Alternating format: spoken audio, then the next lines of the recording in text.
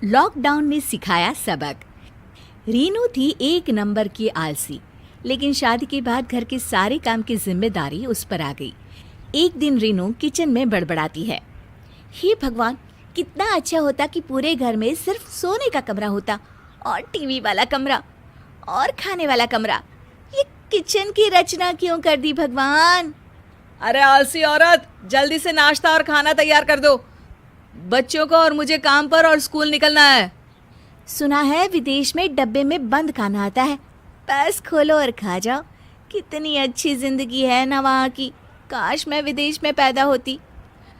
वैसे इससे भी अच्छी जिंदगी होती है किसी की, जिसमें डिब्बा भी नहीं खोलना पड़ता। अच्छा, किसकी किसकी जल्दी बताओ ना, मैं तो फिर वहीं चली जाऊंगी। सतीश बाहर की ओर इशारा करके कहता है, जहाँ भैंस घास खा रही थी वो देखो, उसे कोई मेहनत नहीं करनी पड़ती, खुद का भी पेट भर रहा है और बच्चों का भी। अच्छा ही होता कि मैं गाय होती।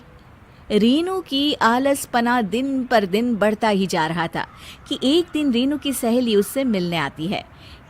ढेर सारे जेवर और सुंदर साड़ी पर्स से लदी हुई होती है स्नेहा। अरे स्नेहा, तू तो बड़ी मेंटेन लग रही है। हाँ, लेकिन तू क्यों उजड़े चमन की तरह फैल रही है? यार, घर का सारा काम मुझे करना पड़ता है। रीनू, हम दोनों तो बचपन की सहेलियां हैं, मैं तुझे अच्छी तरह से जानती हूँ। तू तो एक नंबर की कामचोर औरत है। मतलब कि कम काम करती थी तू तो। यार देख, मेरा तो हाल सभी को पता है। मुझे तो एक गिलास पानी भी खुद लेकर पीना अच्छा नहीं लगता। अच्छा होता अगर मेरी शादी ही नहीं हुई होती। अरे मेरे पास एक आइडिया है, तू घर के सारे काम के लिए काम वाली लगवा ले। खाना बनाना, बर्तन धोना और सारे काम वही करेगी और तू करेगी आराम। हाँ यार, बात तो सही है।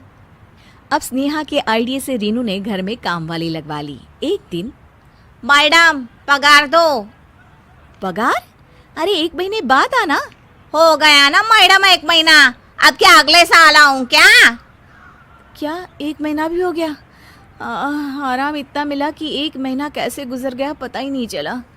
रीनू अलमारी खोलती है, सामने बच्चे की फीस के पैसे पड़े होते हैं, वो उसे नौकरानी को दे देती है।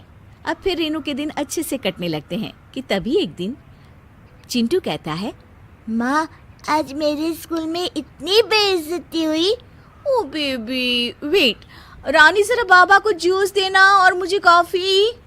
बस करो मम्मी, दिन भर दिखावा करती रहती हो।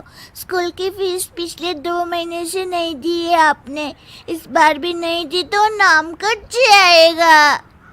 रीनू को याद आता है कि उसने तो वो पैसे काम वालियों में बांट दिए थे। वहीं एक दिन स्नेहा फिर रीनू के घर आती है। रीनू, चलो शॉपिंग पर चलते हैं, कितने दिन हो गए कोई नई ड्रेस नहीं खरीदी। ओह हाँ हाँ श्योर। तभी रीनू को याद आता है कि जो थोड़े से पैसे बचे हैं उसे तो खाना बनाने वाली को देना है। रीनू के पास अब जरूरी काम के लिए भी पैसे नहीं बचते हैं कि तभी अचानक विश्व में महामारी फैल जाने के कारण लॉकडाउन हो जाता है। अरे रीनू, मैं अब ऑफिस का काम घर से ही करूँगा, क्योंकि महामारी के कारण पूरा देश लॉकडाउन में है। अब ना हम बाहर जाएंगे, ना ही हमारे घर में कोई दूसरा बाहर से आएगा, और हाँ, काम वाली भी नहीं। बस अब क्या था, 3 महीने के लॉकडाउन में ना कोई काम वाली घर आती है और ना ही रीनू किसी शॉपिंग के लिए जा पाती है। सामान भी उतना आता जितनी ज़रूरत होती। 3 महीने बाद जब लॉकडाउन खुलता है, स्नेहा सीधे रीनू के घर पहुंचती है। अरे रीनू, मैं शॉपिंग में जा रही थी, 3 महीने से एक रुमाल नहीं खरीदा। देख, तू भी चलना है तो चल मेरे साथ। रीनू जल्दी से अपनी अलमारी खोलती है और देखती है कि ढेर सारे पैसे जमा हैं।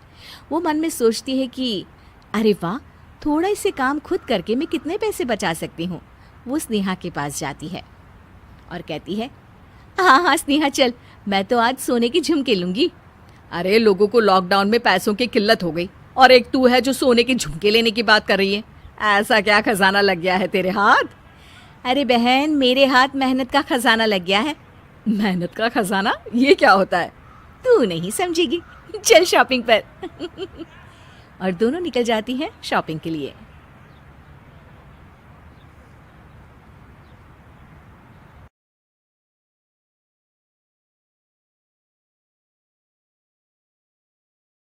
अरे अब कुछ मत पूछ विमला, लाख जतन करने के बाद भी महीने के आखिर तक हाथों में चमन्नी भी नहीं बच पाती। कभी अपने लिए कोई छोटी सी भी चीज लेनी हो तो 10 बार सोचना पड़ता है। तू सही कहती है, आमदनी तो बढ़ती नहीं, लेकिन दूसरी तरफ महंगाई दिन ब दिन बढ़ती ही जा रही है। राशन वाले का बिल, दूध वाले का उधार। अरे तुम औरतें बस इसी तरह जिंदगी भर रोती रहोगी। खुद के पैरों पे खड़े होने की सोचो, तब तुम्हें पैसों के लिए किसी का मुंह नहीं देखना पड़ेगा। अरे तू इतनी बड़ी बड़ी बातें कर रही है, तू ही बता दे हम क्या करें। हम औरतें चाहे तो कोई छोटा मोटा व्यापार कर सकती हैं, जैसे कि साड़ी बेचने का। सुधा की बातें सुन सब औरतें हंस पड़ती हैं। ना भाई ना, मेरे पति को ये सब पसंद नहीं है, वो तो मुझे मार डालेंगे। दूसरी औरतें भी विमला की बात से सहमति जताती है और साड़ी का व्यापार करने से मना कर देती हैं। अगले दिन सुधा अपनी सास से ये बात कहती है। बस अब यही काम रह गया था, सारा दिन यही सब सोचती रहती हो। अरे बढ़िया आई साड़ी बेचने वाली। तभी वहां सुधा का पति विवेक आता है। अपनी माँ की बात काटते हुए कहता है, अरे माँ, सुधा ठीक ही तो कह रही है। अगर ये साड़ियों का व्यापार करना चाहती है तो इसमें क्या गलत है। मुझे तो सुधा की बात पसंद आई। अरे मजाक है क्या व्यापार करना? अच्छे अच्छों की खटिया खड़ी हो जाती है। मैंने दुनिया देखी है। बेटा तुम लोग ज्यादा हवा में मत उड़ो, और फिर साड़ियाँ खरीदने के लिए पैसे कहाँ से लाएगा? तुम उसकी चिंता मत करो माँ, मैं देख लूंगा। अगले दिन विवेक अपने एक दोस्त से कुछ पैसे उधार लेकर साड़ी के कारखाने से बहुत सारी साड़ियां खरीद लाता है। ये लो सुधा, तुम्हारा ऑनलाइन अकाउंट बन गया है। अब लोग घर बैठे तुमसे साड़ियां खरीद सकते हैं। ये तो बहुत अच्छी बात है। हाँ, और इतना ही नहीं, मैंने इसमें सभी नई डिजाइन की साड़ियों की फोटो भी अपलोड कर दी है। अब बस तुम देखती जाओ। कुछ दिनों के बाद, नमस्ते, मुझे सुधा जी से मिलना है। ओहो, तू कौन है और मेरी बहू से तुझे क्या काम है? माँ जी, मैं सुधा जी से साड़ियाँ खरीदने आया हूँ। अरे बड़ा बेवकूफ है तू, इतना बड़ा मीना बाजार छोड़कर यहाँ साड़ी खरीदने आया है। तेरा ऊपर का कोई पेच ढीला है क्या? अरे माँ जी, आप नहीं जानती, आजकल ऑनलाइन का जमाना है, समय और पैसे दोनों की बचत होती है। तभी वहां सुधा आ जाती है। सुधा बिरजू को साड़ियां दिखाती है। क्या बात है सुधा बहन जी, आपके पास तो बहुत ही सुंदर सुंदर साड़ियां हैं। एक काम करिए, ये वाली दे दीजिए और ये वाली भी। छोड़िए, एक काम करिए, ये सभी ही दे दीजिए। सुधा की सास हैरान रह जाती है। अरे इतनी साड़ी का तू करेगा क्या? अरे माँ जी, मेरी बीवी पहनेगी। अरे कितनी बीवियां है तेरी? माँ जी, आप भी ना, बीवी तो एक ही है। पहले तो मैं 2-4 साड़ियाँ लेने आया था, लेकिन अब पूरी 20 साड़ियाँ ले जा रहा हूँ। ये लीजिए सुधा बहन जी, आपके पैसे, चलता हूँ। धीरे धीरे सुधा के द्वारा घर में खोली गई छोटी सी दुकान चल पड़ती है और देखते ही देखते सुधा के घर ग्राहकों की लाइन लग जाती है। पैसों की आमदनी देख सुधा की सास की आंखें फटी की फटी रह जाती है। जा बहू, अब तू थोड़ा आराम कर ले, इन लोगों को मैं साड़ियाँ दिखा देती हूँ। माँ जी आप? अरे हाँ हाँ, अब जा भी। इस तरह सुधा की सास भी उसके कारोबार में हाथ बटाने लगती है। देखो सुधा, तुम्हारा व्यापार तो चल पड़ा। पिछले कुछ महीनों में इतनी कमाई हुई है कि तुम्हें यकीन नहीं होगा। सच? हाँ, और तुम्हें पता है माँ, दोस्त से लिया हुआ उधार भी चुकता करके अच्छे खासे पैसों की बचत भी हो गई है।